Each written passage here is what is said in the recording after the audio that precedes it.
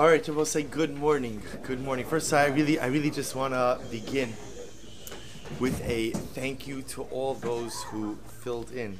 Not filled in, filled is the wrong word. Who gave the shir while I was gone. And Baruch Hashem, it's Menachos is not an easy mesechta to learn. It's not an easy mesechta to give shir on. So to all those really who devoted so much time to preparation in order to keep the beautiful momentum of this Hilig Gechever going, I truly express my personal Hakaras Hatov and express my Hakaras Hatov on behalf of the shir to those Magidei shir. I also want to thank Josh Erez for ordering the updated Tafshin Ayin Test Daf Yomi cards. There is the new Daf Yomi card smell associated with it. They are, Josh donated these. They are free for pickup in the back of the room. You could take a look as to when Menachos is over. You could be able to see, you could see it. No, just kidding. We're going to get into some really beautiful sugyas. And I will say with that, let's begin. So we actually have a very beautiful Gemara ahead of us today. Today's going to be still some sugyas actually regarding Karban Mincha, but I'm sure as you've begun to scan ahead a little bit, you're going to see where in the coming days we're coming to some very exciting sugyos regarding the halachos of Sifrei Torah, Tefillin, Mezuzos, which Emir Tashem will be Abba Aleinu L'Tova. So we'll say, let's begin. Today's daf is Chav Dalid 24. We are picking up on Chav Gimel Amud Beis 23b, and we'll pick up at the second to last line on the page. Actually, last word on the second to last line on the page. Kisalek Rav Kahana. So we'll say when Rav Kahana went to Eretz Yisrael, so Ashkechinhu libnei Rabbi Chia diyasi v'ka'amri. He found the children of Rabbi Chia darshaning the following halacha. Well, it's actually quite fascinating. V'ka'amri, and they said as follows: Isaron shechilku. So we know that an Isaron is the measure for a Karban Mincha. See if you have an Isaron of a Mincha that was split up. It was split into two. Top of Chav Daled Amud Aleph. V'hinicho bebisa. And then what happens? So you have to imagine the following scene. It's actually a very riveting case. You go ahead and you take one Yisrael of a mincha, you split it into two. You go ahead and you place it into a bowl. Take a look at the top Rashi, Chav Daled Amud Aleph, v'nichu bebisa, ve'elu shnei achatzon einogin ze lo ze. And what happens? The two halves are not touching one another. So also you can already see that you could see the excitement building. Right? What's going to happen over here? We have two pieces of a mincha. You know, we'll say sometimes you could have two things that really should be connected, and even though they're in the same kli, right? They're in the same utensil, but somehow they just don't connect. Sometimes we miss all of our connections, even though we're in the same space, in the same proximity. So you have these two halves, each half of Yisrael, sitting in the same utensil, but not touching one another. Now watch this. It gets more. You thought it couldn't get more exciting, but it does. The nagal tvul yom be'echad mehen. The tvul yom touches one of the halves. So we'll say what's happening over here. So remember, a tvul yom is who? Is a person who is tamei, went to the mikvah, but requires hair of shemesh, requires the setting of the sun in order to complete his process for ritual purity. So therefore, again, the tvul yom has the ability to convey tumah to certain things. Amongst those things, kachim. Remember, sacrificial items are of the most sensitive items. The higher the sanctity, the greater the sensitivity to tumah you possess. So therefore, the tvul yom touches one of these halves. So what's the shaila? Mahu. Both says, what's the shaila? The question's, so mahu. Now what are we asking? So obviously, what's the shaila here? The part of the Isaron, the half Isaron that the tvul yom touched is obviously what? Going to be tamei. What's the shaila? On the other half. Because remember again, the second half is not touching the first, but what? It is still contained within the same kli. Samahu kit nan kli mitzarif masha besocho. So also we've already established that a kli is mitzarif. Now we're going to discuss these words. Actually, going to be very important. Mitzarif literally means what? To combine. When we say that a kli combines everything that's inside of it, hani milihecha dinagi ba'adadi. Does that only apply to items which are touching each other? But if the items are not touching each other, then the kli does not combine them. Or maybe when we say kli mitzarif, we'll say, what does kli mitzarif mean? That a kli brings together everything that is inside of the kli, whether or not those items are touching one another. So the idea is, if you're inside the kli combines you, whether or not the contents are touching each other. I will say, this actually, brother, you understand, this is a very yesodistic shaila, not just the name of kachim, but we'll see other applications of this as well. We know that a kli unites the contents. The shaila is, does that require the contents to be touching each other or not. Now, if you look at Rashi, Rashi says over here, Ki Tanan, Beperek Chomer Bekodesh, Shekoser Gemara Mesechus Chagiga, Hakli Mitzarif Masha Besocho Lekadesh, Im Naga Tvol Yom B'Miktzah, Pasal Eskula. So we'll say, so we know the Gemara Mesechus Chagiga hands down this principle of Kli Mitzarif, that a utensil unites all of its contents to form one cohesive entity. The Shai the Gemara is trying to declare over here is, does it require that the contents be touching each other or not? So Amar Lehuyu, he responded, Mitnan Kli Mechaber. This is the lashon of the Gemara, or the lashon of the Mishnah. Kli Mechaber, Kli Mitzarif Tanan Kolduhu. So we'll say, the Gemara answers by giving an interesting diuk. The Mishnah Chagiga doesn't say Kli Mechaber, but rather it says Kli Mitzarif. Now, we'll say, interestingly enough, we would translate in English those two words of Mechaber and Mitzarif virtually in the same way. We would translate both of them as what? As connecting. As connecting, but yet in Halacha there's a chilik between a chibur and a tziruf. Chibur refers to what? Two items which are touching each other.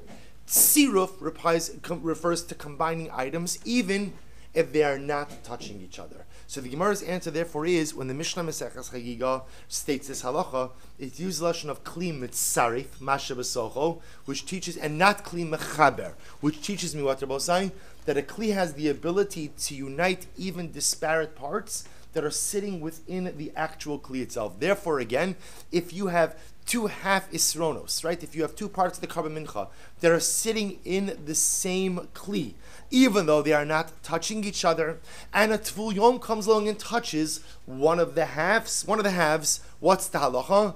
The halacha is the other half becomes tamei as well. Why?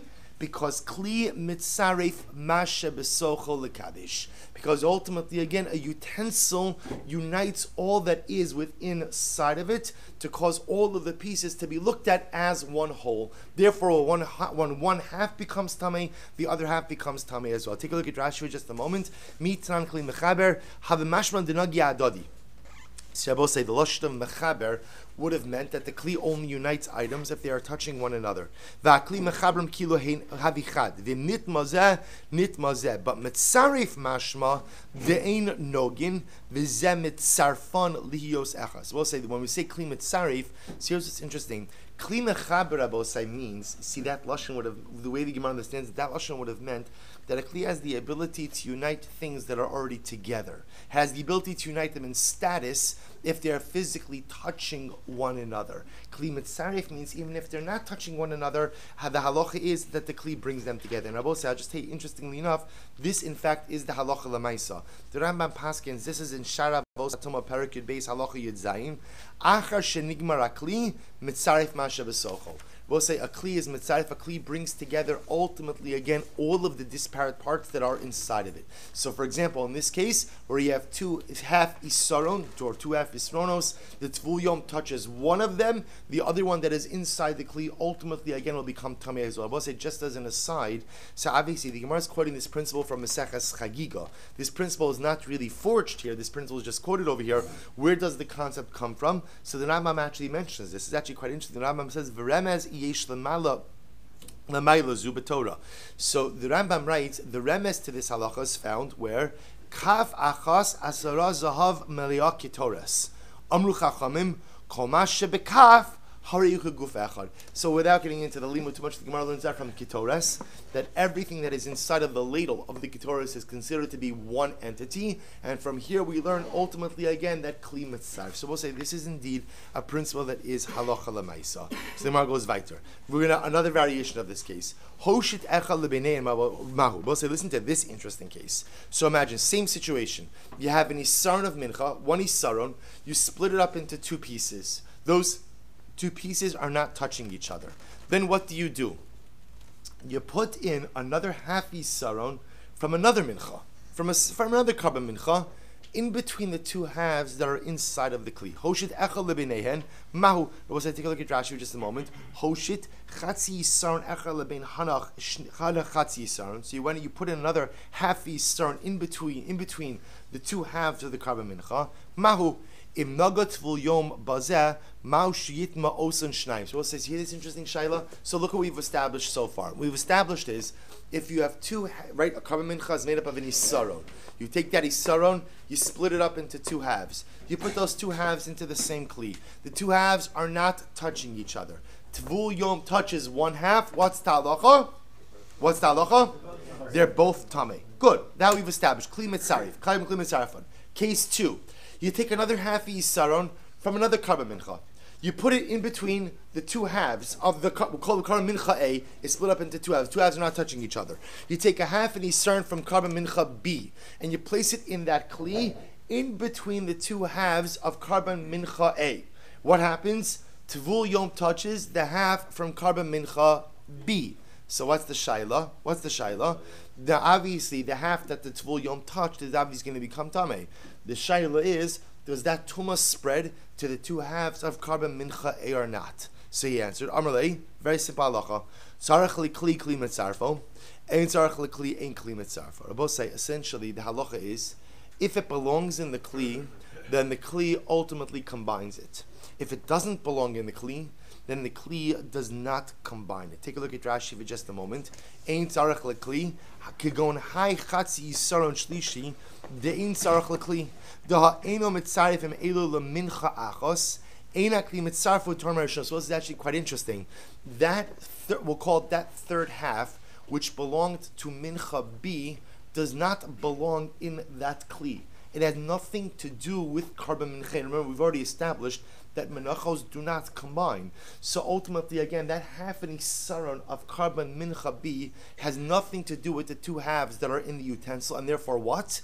Therefore, again, does not combine with anything. So we'll say, so the halacha will be in that case really quite interesting, that when the tvul yom touches the half from carbon mincha B, that half will become tamei, but that tumah does not spread to the other two halves. Next, Hoshet tvul yom es etzbo b'nei mar. We'll say again, it just gets more interesting. So same case, you have a carbon mincha, the one is starting to split up into two halves.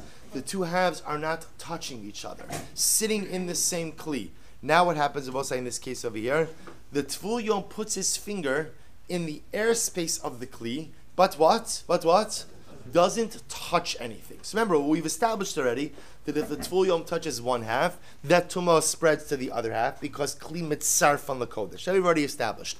In this case, two halves not touching each other. Tvul yom sticks his finger in the middle, the airspace, doesn't touch anything. So the shaila is, what's the status of the carbon mincha? To which the Gemara says that's an easy one. Amar luhu, ein lecha davar shematame me'aviru ela kli cheres bilvad. So both say the only thing that becomes tamei through airspace is an actual kli cheres, right? An actual. So remember, this is one of the unique aspects by an earthenware test by kli cheres, which is it's metame me'aviru. Ultimately, again, it can become tamei even with the airspace, even if the davar atuma doesn't touch the actual kli itself. But that is only a din in an earthenware vessel, does not apply to anything else. Therefore, in this case over here, where the tvul yom goes ahead and touches the airspace, puts his finger in the airspace, but doesn't touch the mincha, nor does he touch the kli, the halacha is everything remains tahar. Beautiful. Hadar ihu baimi now. So he asked another question. Ma'u likmots mizeh al zeh. So listen to this next interesting question. So remember, still the same case. I have the isaron, which is split into two half isronos, not touching each other in the same kli. Now, what do I want to do? Ma'likmotz mizeh al zeh. Can I go ahead and take the kamitza rabosai from one of the halves and allow that to count for what? Both of the halves. Obviously, the kamitza that I take from the half that I'm taking it from counts for that half, but could one kamitza count for both halves or not? Ma'al likmotz zeh al zeh. Seiruf dorai. So did I want to? So we'll say, essentially what we're asking over here is as follows. If you hold that the ability of a kli to combine non-touching parts is doraisa, then really what that means is, even though these two esronos or half esronos are separated by airspace, halachically I really view them as what? As one cohesive entity. Therefore, again, when I take the kamitza from one, that counts for both of them. On the other hand, if you just say kli mitzarfon is derabanan, then ultimately, again, the taking of the kamitza from one will not work for the other. Amrulo, so they said to him, Zulo shamanu. So the truth is, this halacha we have not heard.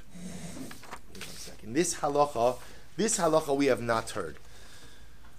Good. This halacha we have not heard. However, kiyotze bo shamanu. But we have heard a very similar halacha. What's a similar halacha? So listen to this. This nan. Shnei menachos shelo nikmitzu v'nis arvu zu b'zu. So we learned this before. If you have two menachos that kamitza was not taken from either of them, v'nis arvu zu b'zu, and they go ahead and they get mixed up. They get mixed in with each other. Im yachol likmotz mizu b'fnei atzmo zu b'fnei atzmo ksheros. If you can go ahead and take kamitza from each of the individual menachos, then they'll be kosher. V'im lav psulos. But if not, meaning if you cannot separate the individual kamitza from each of the menachos, then what will be the halacha? Then ultimately, again, they will remain pasul. Sa'ai says the Gemara, ki yochel likmotz miaksheros. But what do you see from here? You see from here that when you can take the kamitza from each of the individual menachos, it will in fact work. But why is that? Amai hach de me'arev halo naga. See Rabosai, when you have two kamitzas mixed into each other, that means that there will be a part, when I separate the kamitza, even if I could separate the kamitza from both of them individually, there will be a part of each of the menachos that is not touching the part from which the kamitza is taken. Yet we see that what? We see nevertheless that the halacha is that it works, that it's good. So we'll say, the Gemara is suggesting, remember, what was the kasha that was asked over here?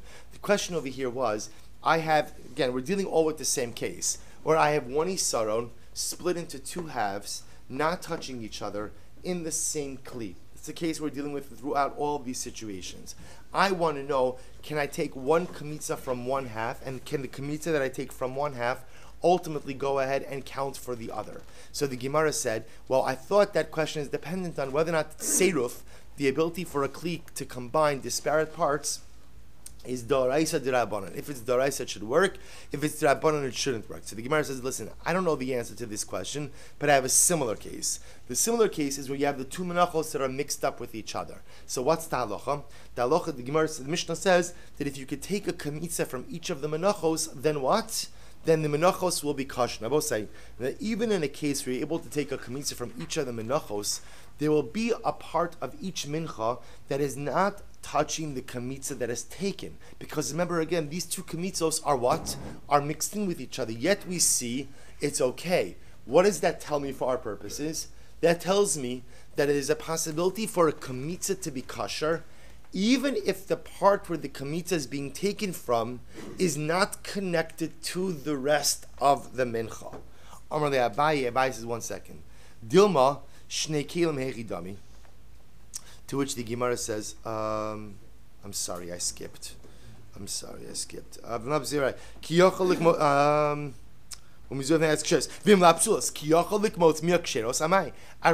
Even if you're able to take a kamitza from each of them individually, why should that work? Both say there's a part of each mincha that's mixed with the other, and therefore by definition will not be touching the area that the kamitza is being taken from. Obviously, maybe Rabbi say, if you can imagine, maybe we're dealing with two menachos that are mixed together, and ultimately, again, they're formed like a comb. What does it mean like a comb? If you can imagine, again, the comb has the part that goes across and the teeth come down. So maybe again, even in this case, every part of the mincha is connected to what we'll call like the backbone of the comb. So as such, they're all touching in some way. So my haviyallah, so the Gemara says, so what's the bottom line halacha? So we'll say, so going back to our original case, what is the halacha when you have one mincha split up into two pieces that are not touching each other in one kli? Can you separate the kamitza from one half, and will that work for the other half? So my amar ava tashma desanya v'herim imenu minam mechuber. So we'll say, so the pasuk says you shall separate from it the kamitza, and the kamitza has to be separated from, it has to be mechuber to the rest of the mincha. Shalo yavi isarn b'shnei kelim v'yikmotz. I will say, what does that teach me? You cannot bring an isaron split up into two utensils and take the kamitza from one of them on the other. Ha b'kli echav dumya dishnei kelim kamitz.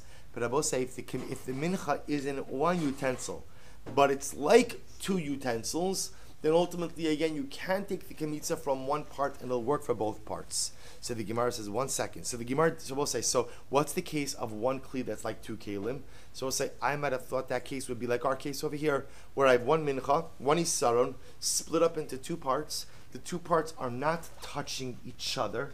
but yet they're still in one kli. So it sounds like Rabbi say that's what? That type of separation, if I do kamitza on one of the halves, it should work even for the other half that is not touching. Amr Abai says maybe not. Dilma shnei kelim hechidami. But maybe the case of shnei kelim is as follows: Kegon kefiza bekava. But say maybe the case of the shnei kelim is as follows. Rabbi say you go ahead and you put a smaller utensil inside of a large utensil. Rashi points out over here. He says Kegon kefiza bekava. It's about 8 lines there from before the lines get wide.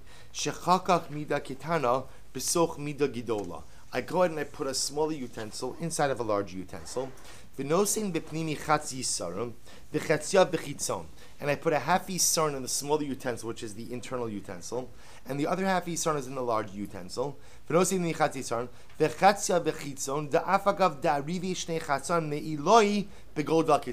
that case, interestingly enough, the two halves will touch. Where do they touch?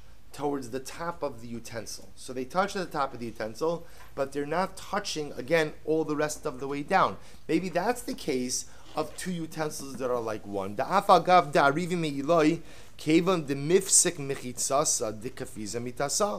we'll say in a case like that, they're touching on the top, but ultimately, again, the utensil, the walls of the small utensil prevent it from touching all the way down. So again, so therefore, what will be the case of one utensil that is like two? The better case to be able to say the trough of chickens. So apparently, again, chicken troughs are made as follows, which is you have one big utensil. In the middle of that utensil is a small dividing wall. What does that dividing wall divide between? Apparently, the water and the feed. So as I see, interestingly enough, both the water and the feed are considered to be in one trough. Why? Because the outer walls of the trough extend high and therefore encompass everything. There's a smaller inner wall that divides between the feed and between the water. Even though ultimately, again, the smaller mechitza divides between the water and the feed, nevertheless they're considered to be in one utensil. But I will say ultimately, again, in this case over here, what's this case? I will say this case is our case, which is where both halves are in the same utensil, but what? But are not touching each other at all.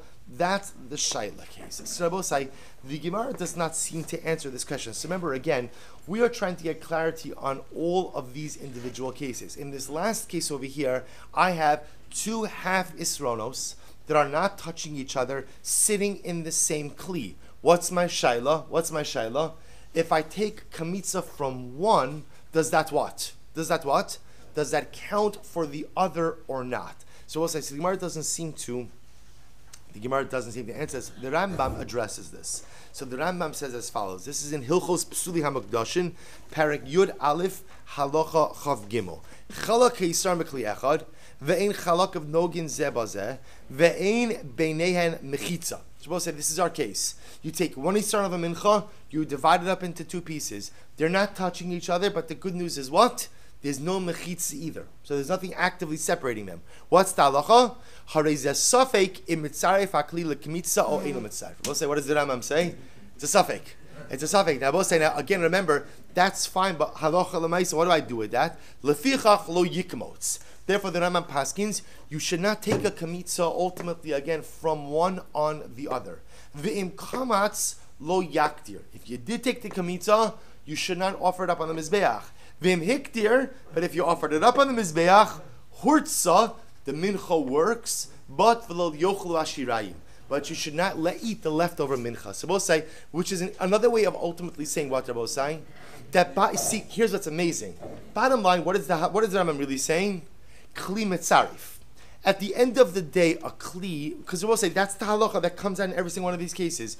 A kli brings together disparate parts, even if they're not touching. That's a halacha l'maisa. If the tvul yom touches one half, what's the status of the other half? It's tamei, right? If the tvul yom right? So again, now we have to go through all the cases again. Therefore, halacha l'maisa, really, at the bottom line, when you take kamitza from one of those halves, On a technical level, it works. It works. We don't like it because we don't like to take kamitza like that. We like to take kamitza from whole units. But bidi evet, if you did it and you offered it up on the mizbeach, ultimately it works. We don't want you doing it. We don't want you eating the shirayim. But bottom line, bidi evet, the kli will be mitzayif the two parts. That if you took kamitza on one, it'll work for the other. Next case. So we'll say this just gets more exciting. But Rabbi Yirmiyah, sir of kli v'chibur mayim. We'll say now we're going to make it a little bit more complicated. Tzir of Kli and Chirma, what does this mean? So we'll say, same case. Here, actually take a look at Rashi. Tzir of Kli v'chibar mayim. Take a look, this is in the wider lines, not the widest lines, but the wider lines. 2, 4, 5 lines down in the wider lines. Tzir of Kli v'chibar mayim. So Rashi says, Kolomar, Chatzi Sar Shnitma b'tzir of Kli, Maushi Yitma Achar b'chibar mayim. So let's listen to this. Kigon. So far, same case. I have the one isaron split up into two parts that is in the same utensil, not touching each other. Ve'inogin. V'chatzi isaron yesh chutz likli.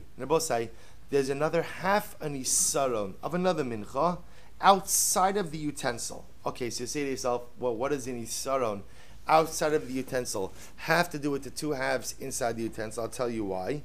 V'chibor mayim. So let's listen to this. There's a flow or a trickle of water that ultimately connects. So we'll say a flow of water, a trickle of water, has the ability to connect two disparate parts. A flow of water or some amount of water that connects the outer half chisaron to the kli. Now watch this. Umasha besocha kli v'noga tuma bazeh shebakli. So we'll say, now watch this. So here's the following shaila. I have 3 halves. 2 halves inside the kli, 1 half outside the kli. The half outside the kli is connected to the kli. How? By some type of channel of water. So what happens, Rabbi Osai? So the Tvul Yom goes out and touches one of the halves inside the kli. So what happens when the Tvul Yom touches one of the halves inside the kli? What happens? What do we know? Right, we know that the other one inside the kli becomes tummy. Now, what's the shaila? The shaila is, does the nitzo, does the flow of water connect the half an isarn outside of the kli to that which is inside the kli and make that tameh as well? Incredible case. So what the Gemara says, Mao, kitna kli mitzaref masha besocha lekadesh hanim yili digavoy. So do we say, Abosai, that when a kli has the ability to connect disparate parts, what does that refer to? That refers to the pieces where inside the kli, but doesn't refer to anything outside of the kli. You can't say the kli doesn't. So say that's still sort of a kli. Meaning, I understand the notion of a kli mitzaref masha b'socher. Abosai is how. The kli is the great vessel unifier. I understand that everything that is inside of that becomes one entity. The ability of a kli to unite disparate parts does not make sense that it should apply to something outside of the kli. We'll say if you're outside of the kli, you missed the kli party, right? If you're outside of the kli, you're michutz machana, you're in nothing, you're an isarf, you're nothing, you're outside. How should you be connected to inside the kli? So do we see on one hand, hanim yili digavoy, when a kli is ultimately, again, mitzvah, it only applies to those items inside the kli, haval dibrai lo, but if you're outside the kli, you can't take advantage of the unifying powers of the kli. Oh, Dilma, keva de mechaber. Or do we say no? At the end of it, we'll say there's another principle here, which is the water has the ability to connect disparate items as well. So maybe the water has the ability to connect that which is outside the kli to that which is inside the kli. Keva de mechaber, umayim v'tzir of kli. I'm sorry, keva de mechaber. I'm sorry. V'im tib salom. Or do we'll say, if we're going to say that indeed, ultimately, the flow of water has the ability to connect the half an eastern outside of the kli to that which is inside the kli. So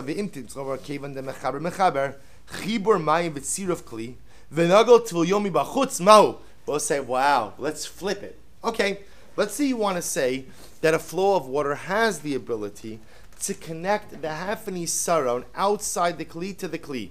Let's flip the case. What happens, Rabbi say, if the Tvul Yom touches what? What happens if the Tvul Yom doesn't touch the half an Yisern inside the Kli, but rather what? What does he touch? He touches the half an Yisern outside of the Kli. So Rabbi say, does that then have the ability to transmit the Tumah to what? To the two half Yisrons inside the Kli. So the Gemara says, Ma'u, Kitnan klimet sarif hanimili dinaga migavoy ava mibroilo o dimaloshna. But do we say ultimately again that when a kli is mitzarif, do we say that only applies ultimately again to that which is inside, but it doesn't apply to that which is outside? In other words, touching a half an isaron outside the kli cannot possibly transmit tumah to that which is inside the kli, to which the Gemara says teku. So at the end of the day, the Gemara, when it comes to these cases, so in the realm of kli metzaref, that we have pretty good clarity on how that works. Once you get into a situation of kli metzaref, and you're coupling that with another principle, a mitzuk mayim mechaber, that a flow of water has the ability to unite or to connect that which is outside to the kli, that already the Gemara ends off with the teku. How do we paskin? Because you need to know if this case comes up. So the Rambam says, Perek Yud Beis Halacha Yites Shar Avos HaTumah, Hayu Shnei Tziburim B'Kli, V'Tzibur Echad Mechuber L'Mayim Sha'achorei HaKli, V'Nagatayim B'Tzibur HaSheni, Nitmu Shneim B'Tzeirov HaKli, V'Nitmu HaMayim Sha'achorei HaKli Machma Ze'achos. So we're not going to get into this now, but the Rambam actually gets into this in a dramatically different way. This has to do ultimately again with ochlin hametamin. So let's say, so the status of the water becoming tummy. So I'm telling you this. You could be ma'ayin. This is Rambam Perek Shar Avos HaTumah Perek Yud Beis Halacha Tes. It's everybody's off from work today, so mamish, you have time to look this up. So let's say, so we're not going to get into it for our purposes now because it goes into other areas of tumah. For our purposes, it's a take. So we'll say, so bottom line, what we come out with is as follows: Halacha l'maisa, the kli is mitzaref to individual parts, even if they're not touching. Therefore, if tvul yom goes there and touches one part, what's the halacha? What's the halacha? The other one is tameh. But that concept only applies to items which belong in the kli. So, for example, if you were to go ahead and put another piece of another mincha in there, and you were to touch that second mincha, what's the impact on the other two halves of mincha A? The answer is nothing, right? Because it doesn't belong in the kli. If the tvul yom goes in and places his hand in the airspace of the kli, what's the impact on the two halves? Nothing. Why? Because ultimately, again, airspace is only impacted by a kli cheres, or I should say, only a kli cheres is impacted by airspace. Ultimately, again, the karban mincha will not be. So I'll say, and the other case, what was the other case? Oh, kmitza. What happens if you take kmitza from one half? Right, from one half, and it's not touching the other. What's the halacha? L'chatchila, don't do it. But if you did it b'di'eva, that kmitza can be offered up, but the shirayim are not consumed. Good. Well, let's go weiter. We have a lot to do still. Rava. Rava asks as follows: Isaron shechilku. Let's listen to this case. So now I have the isaron.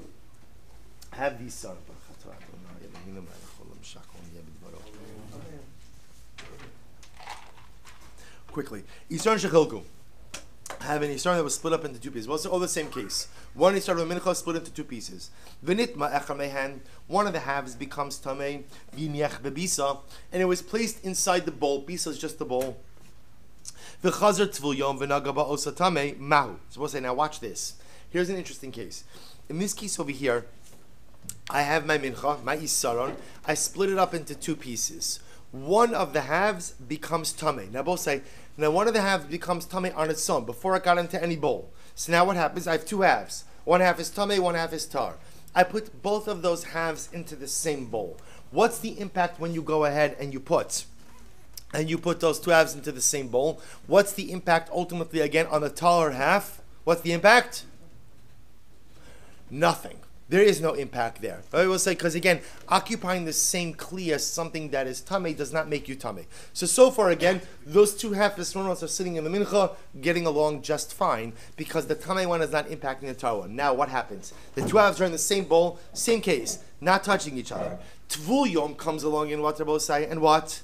Touches the tamei half. Now the shaila is, what's the impact of that negias tvul yom on the tahor half? Watch this. Mahu miyar minan savalotuma olo. We'll say, do we say, listen, the half is already tamei. So we'll say savalotuma means what we'll say, it's already like satiated from its tuma. In other words, it's full from tuma. You can't make it any more tamei. And therefore, again, what? And therefore, halacha l'maisa, the fact that a tvul yom came along and touched it has no impact on the tamei half. And if it has no impact on the tamei half, then what? it has no impact on the tahar half as well, and the tahar half remains tahar. So the Gemara says, Minar minan savalo tuma olo, Amrle Abaye, Uminar minan savalo tuma. So Abaye says, 1 second. Do we say that once something is tameh, it can't become any more tameh? Do we ever say such a thing like that? Vatan Abba said, listen to this interesting case. But we learned Sadin tameh, Medras. Supposed to listen to this case. Sadin is a sheet. If you have a sheet that became tameh tumas medras. Let's say tumas medras is the type of tumah that is contracted when a zav rests his weight on something. So this is a sheet. Let's assume for a moment it's normally put on a bed. So what happened? The sheet was on the bed. The zav lay down on the bed, and as a result, the sheet becomes tamei tumas medras. So what happens? So now, okay, it's tamei tumas medras. So what happens? Vaso vilon. You take that same sheet and now you make it into a curtain. What's the halacha tamei medras? So both say, interestingly enough, if you go ahead and you take that same sheet and you turn it into a curtain, so it loses its status, it loses its tumas medras. Why? Because you've repurposed it. I will say again, remember, in general, anytime you take something that is tameh and you repurpose it in a way in which it is no longer usable for its initial use, but say, we've seen this before. For example, if you have a kli that became tameh, and then what happens? What happens? You make a hole in the kli big enough that it cannot go ahead and hold the type of item that it was originally purposed for. Really, it can't hold an item in general. It loses the status of a kli and therefore loses its tumah. In this case, you took the sheet, you went ahead and you hung it up as a curtain. Therefore, because it's no longer a sheet used to rest on, it doesn't have tumas medras. Aval tamei maga medras. But I will say, interestingly enough, even though it is no longer tamei, if you look at Rashi, Tamei medras, v'lo yitma od adam, and it cannot become tamei tumas medras anymore. Rashi says, sherein asui lemedras, because it is no longer fit or no longer used to lay upon. V'chol shein aroy lemedras eno tamei medras. Tamino meseches chagiga mishum yuchad liyeshiva. Yatzu shemer lo amal v'nasa melachtinu aval tamei maga medras l'tamei ochle mashkin k'mishnaga medras. Let's listen to this. Even though that curtain is no longer tamei tumas medras, it's tamei what's called maga medras. Maga medras means what Rabbi say, it touched something that was tamei tumas medras. Okay, again, tumas medras is the type of tumah that you get when a zav lays down upon you or rests his weight upon an item. So now what I've done is I've taken that sheet, which was tamei tumas medras, I've repurposed it as a curtain. Therefore, it's no longer subject to tumas medras, but it is still tamei maga medras for something that has touched something that is tamei tumas medras. So Rabbi Yossi, be'eze medrash nagazeh. I don't understand. Rabbi Yossi says, what does that mean? What tumas medras has this curtain touched?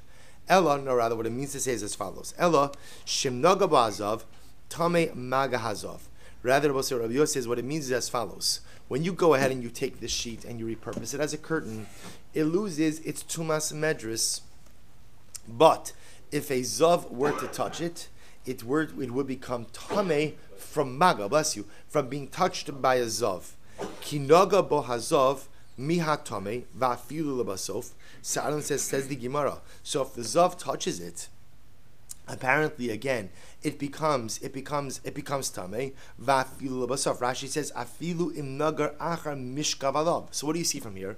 You see from here that the item has the ability to become tamei when the zav touches it, even after the zav has already laid down upon it. Amai lema savalei tuma. Why don't we say ultimately that's what? Why don't we say savalei tuma? That once it has become tamei, ultimately again through laying down on it, then savalei tuma can no longer become tamei through the zav touching it.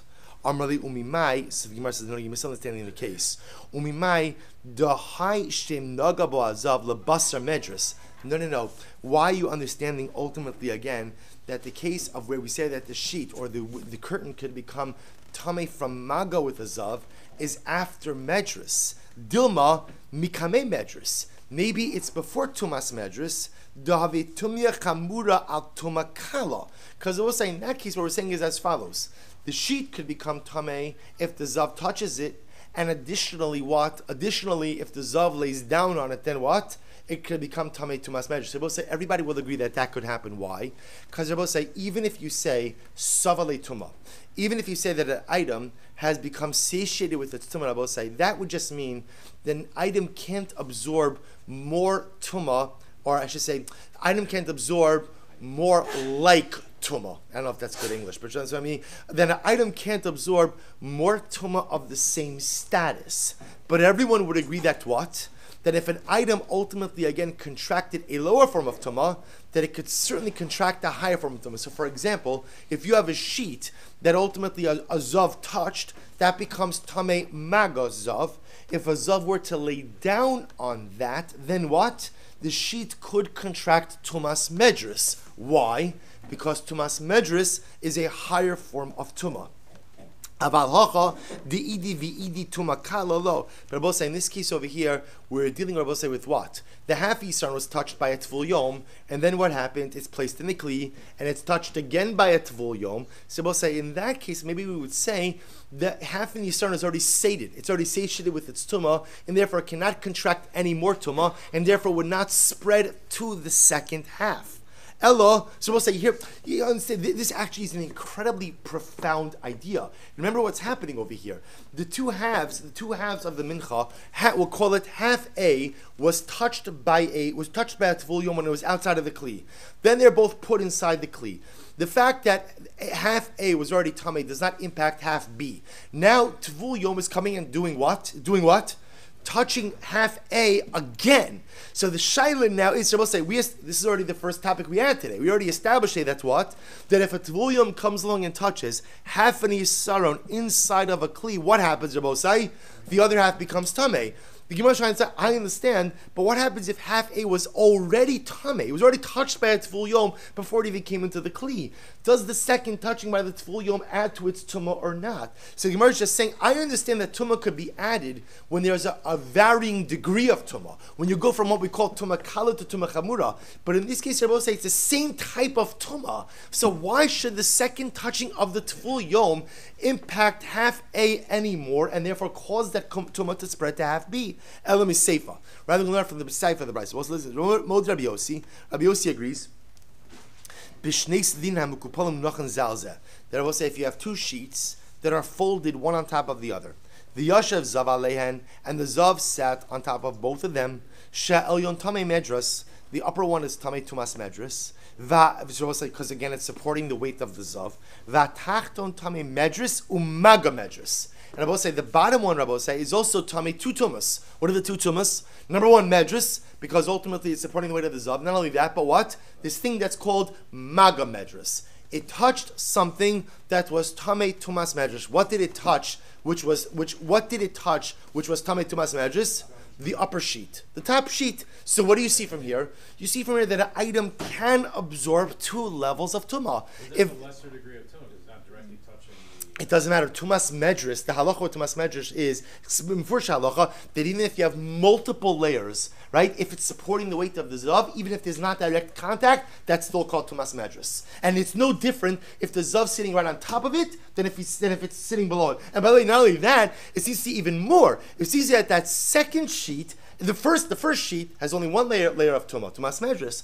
The second sheet, the Gemara is suggesting, has two layers of tumas medris and what we call maga medris, because it's supporting the weight of the zav and it touched something which is supporting the weight of the zav. So we'll say, what do you see from here? You see from that halacha lemaisa, one item can absorb two layers of tumah, which going back to our case, even though half A was already done before it came into the kli, when the tvul yom comes along and touches half A again, then what? It should endow it with another level of tumah. That tumah should then spread to half B. Va'amai. I don't understand, why should the second sheet absorb a second layer of tumah? We call it of tumas maga medris. Va'amai lema saveli tumah. Ultimately, again, why don't we say that what? Why don't we say that sheet number 2 already had enough tumah, or was tumas medris? How could it absorb additional tumah? Well, see, here's the difference. The Gemara suggests that maybe the ability to absorb multiple layers of tumah, it could occur when when there's simultaneity, when the different types of tumah are devolving upon the item at once. When there's simultaneity, you could absorb multiple levels of tumah. But perhaps again, when it's zeh achar zeh, one after the other, then ultimately again, once it's tameh, it can't absorb additional levels of tumah. The case of the half isaron is a case of what? Zeh achar zeh. Because remember, it becomes tameh outside of the kli, then it's put inside the kli, then it's touched again inside the kli. Maybe that's ultimately again the case where it can't absorb additional tumah. So we'll say we still haven't answered it. So Amarava, Isan Shechilku. So we'll say so the Gemara, interestingly enough, does not seem to answer this particular question.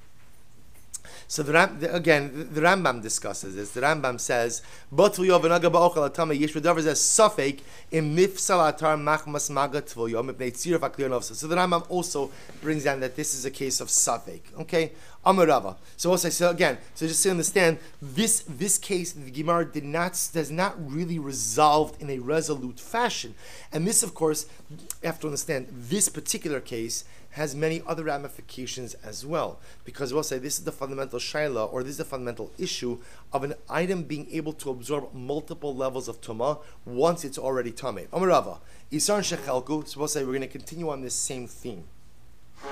Isar and Shechelku.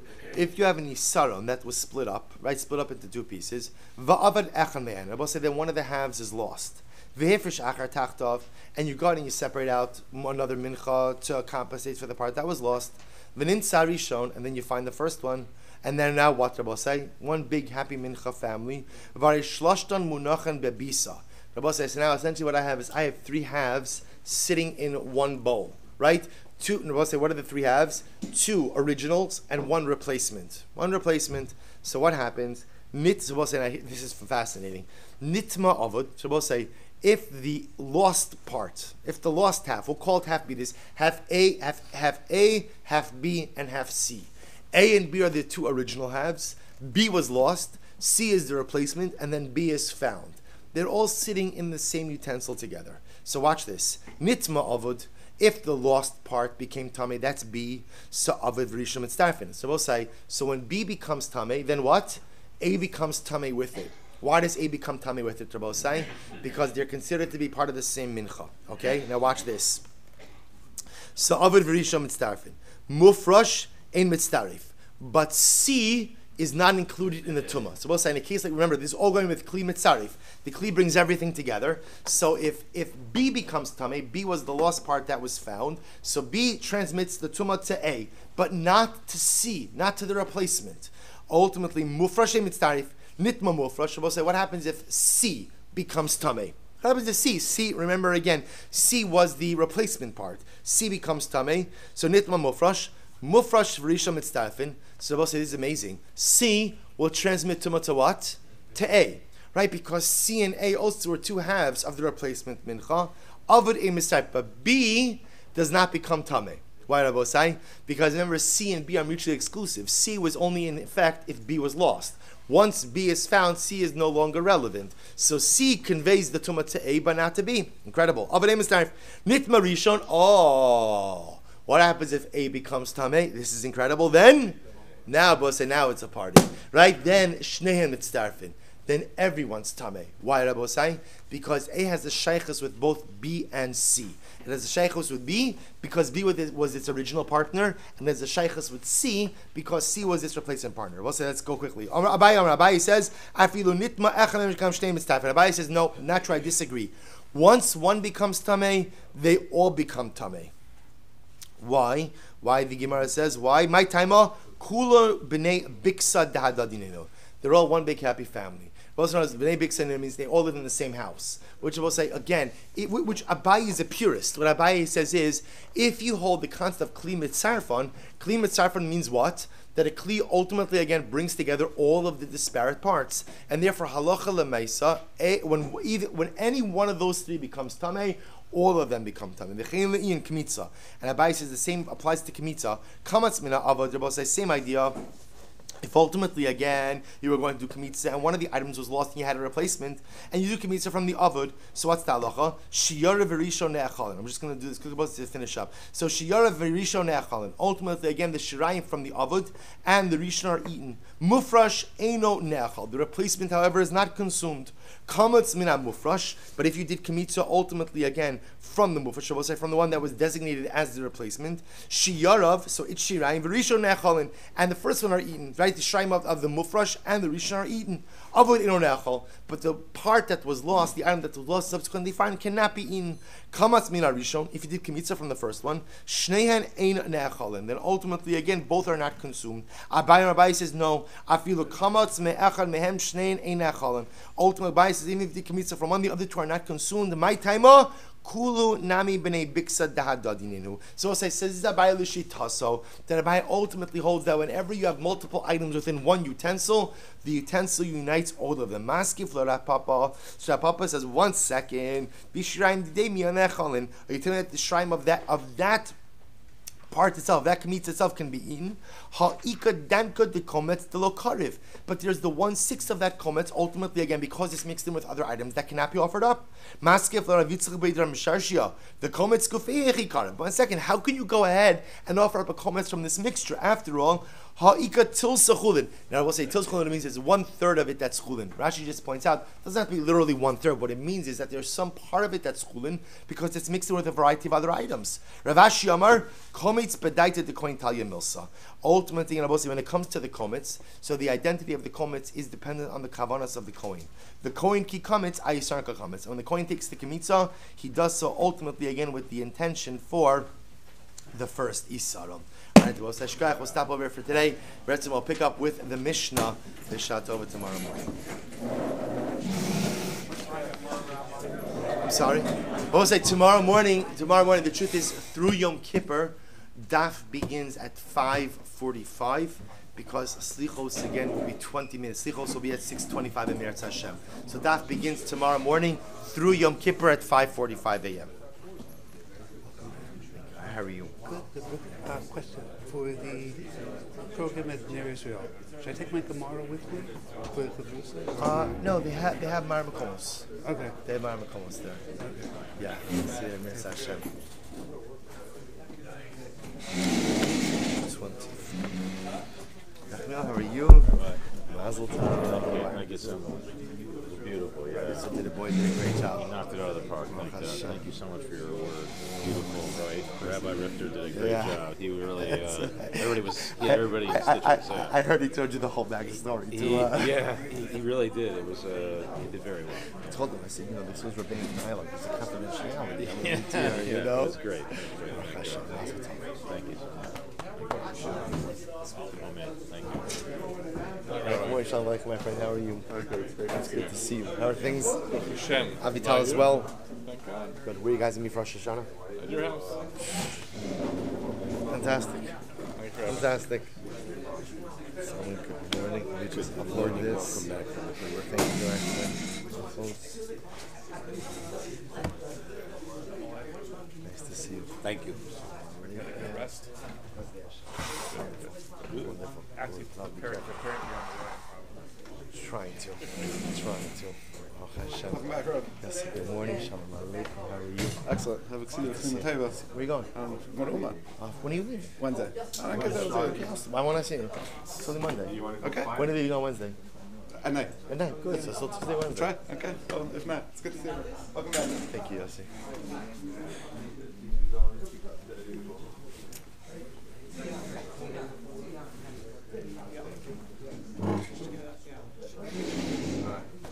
Yeah, send me a message if you cannot come. Or if I can't,